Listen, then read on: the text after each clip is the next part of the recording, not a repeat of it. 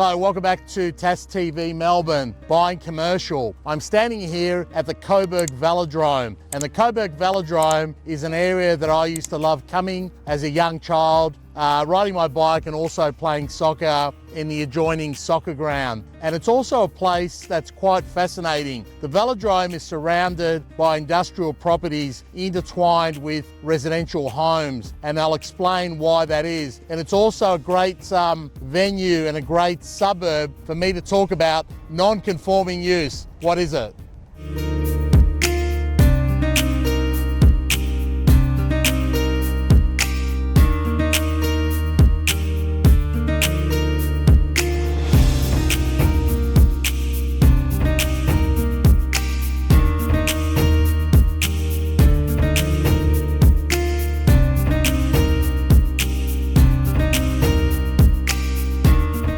So in Melbourne, prior to 1922, it was pretty much the law of the jungle. What used to happen is people used to build houses and factories and shops, etc., pretty much anywhere, and there weren't really significant laws governing where properties were being built. But in 1922, Melbourne developed the Metropolitan Board of Works Planning Act, and what happened at the time, what they wanted to do was they wanted to manage urban sprawl, and they wanted to separate effectively housing from industrial factories, and of course this is what they tried to do. But it wasn't until 1954 where the laws had significant change. So prior to that, what you used to see, and I'll show you very shortly, were homes that were built around 1920s, and they were interspersed with factories as well that came a little bit later. But the planning laws changed in 1954.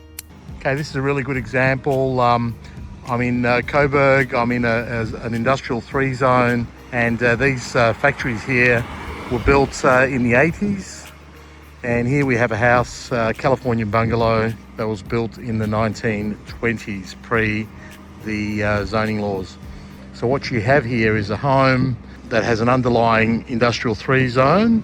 So it's what we call non-conforming use. In other words, the use of this property does not conform with the zoning. So as it stands, that home can stay here effectively indefinitely, but once it's if you get rid of the home, you can't then build another home. It needs, or you could potentially using as of right laws, but generally speaking, the council will frown upon anyone building a new residential property here. It will need to be an industrial property. So when we value a property like this, we effectively place no value on the improvements, and we value it as a vacant site, less the removal of debris once we bowl over the house. So here's a good example, and there's a few other examples in this street of similar type of similar residences.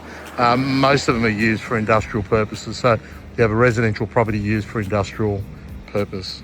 In 1954, Melbourne introduced the Melbourne Metropolitan Planning Scheme, and the planning zones started to be more formalised than they were previously. And it wasn't until 1999 where the planning zones became really refined that we started seeing the type of zones that we see today. But what what that meant was that a lot of the built form that you see throughout Melbourne was built first, and the zones came later. So it's not uncommon to in a lot of these inner suburbs like Coburg to see residential properties on industrial zoned land. So the residential property was built first, and then the industrial zone land came later. And I'll give you a few prime examples of that. Just in one street, there are 4 or 5 homes in the one street that are all sitting on industrial land. So some of these homes are used for residential purposes, and some of these houses are used for industrial purposes. So the use can be used for residential or industrial, but the underlying zoning is industrial by very nature, whether it's industrial 3 often or industrial 1. So what does that mean when we're buying this type of property? How do we value it and how do we take it into consideration? Well, firstly, it's important to know what it is, and what it is, it's what we call non-conforming use. So that's where the property is used, but it doesn't conform with the underlying zoning. So when I'm looking at a residential property on an industrial zoned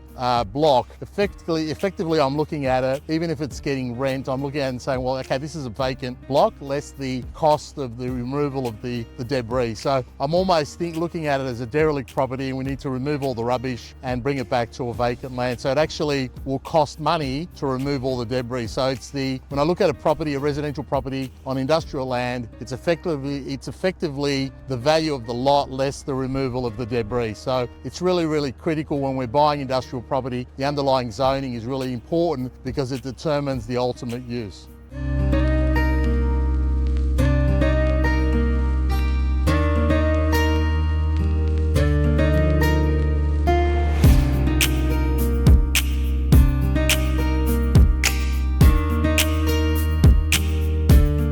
I always remember the velodrome being fairly windy, so today's no different. The main thing you need to get out of this video is the importance of zoning, right? So there are many instances where I've also seen industrial factories on residential land. So the reverse is also true. In that instance, we need to value the property like it's a residential property, less the cost of removing that factory. So whenever you're looking at a property, zoning is critical. After location is very, very important. And if you're not sure, speak to council about how they see that property and what they expect it to be its long-term use, because its long-term use is built directly into the value. If you're still not sure, ring me.